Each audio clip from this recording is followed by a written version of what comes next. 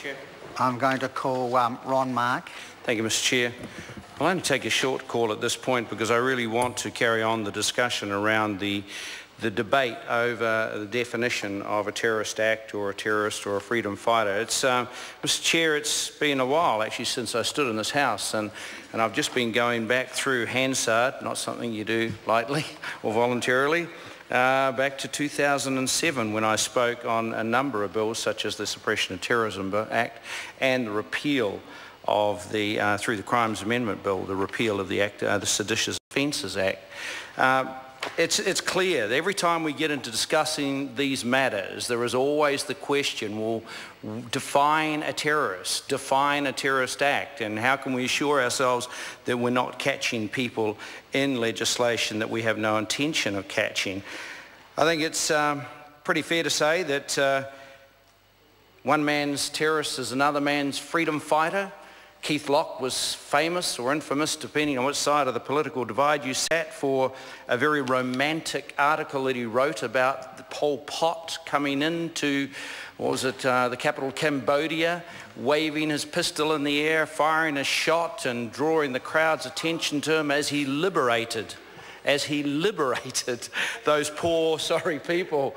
Of course, Pol Pot proved not quite to be the freedom fighters that Mr. Locke in his days when he was writing for Salient thought they were, and he tried desperately in this House on many occasions to stop us referring to that article. In fact, I used to keep a copy of it in my drawer here so I could always remind him, you know, sometimes you get it wrong, Keith.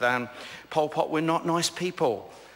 I'd also point out that there was a chap by the name of Mugabe. The only person who had it right that I can recall was Robbie Muldoon. He said he was a terrorist. He always has been a terrorist. He always will be a terrorist. History, unfortunately, has unfortunately. About Nelson Mandela, but he wasn't. Well, let's not be careful not to go there because, you know, like I say, one person's freedom fighter, Phil Goff, you know, one person's freedom fighter is another person's terrorist. And having seen photographs of men that I served alongside of in the Middle East who were part of the SAS and part of Rhodesian Fire Force, and seen bodies, photographs of bodies used for bayonet practice by terrorists, leads one who is in uniform to a quick conclusion that the people who carried out those acts, complete with their necklaces and the petrol contained inside of the tyre, burning people to death with their hands and knees tied, could quite easily be defined as terrorists, Phil. And they were ANC. And Phil, you've had about 5 calls, and I'm just going to say, some of us still look upon those acts as pure acts of terror designed to terrorise people into accepting a new political order. And I don't care how fancy or how lauded the name is today, those necklaces were acts of terror. Bayoneting the workers of a farmer in the bush of Rhodesia was an act of terror. And I come back to this debate that we will always have, and I'm going to say to the Minister and to the Chair of the Select Committee, give us a sense, because at some stage someone's going to be looking at the Hansard when some poor unfortunate chap, he might be a guy that's served with the New Zealand SAS. He might be on circuit, having taken leave without pay or taken a discharge from the New Zealand Army. He might have gone across to assist some family in the Ukraine against the Russians. Might have gone across, as we actually had in Oman. We had 3 mercenary battalions in Oman, and Phil loves to get all passionate about mercenaries, but we used mercenaries over there as paid employees of Sultan Qaboos to do the right thing for that nation and to act in defence against the wrong things being done to that nation.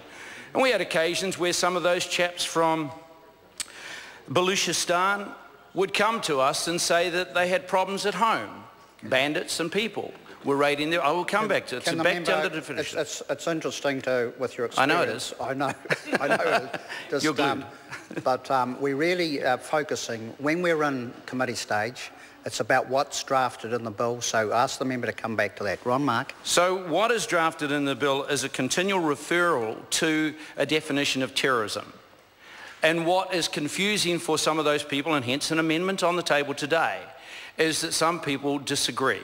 What I would like to see in the bill, or even in the Hansard today, is some statement that says these people are not included.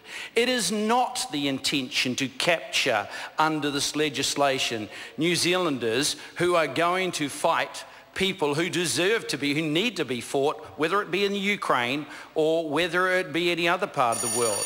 Mr. Speaker, Mr. Chair. Call Fletcher Tabato. Thank you, Mr. Chair.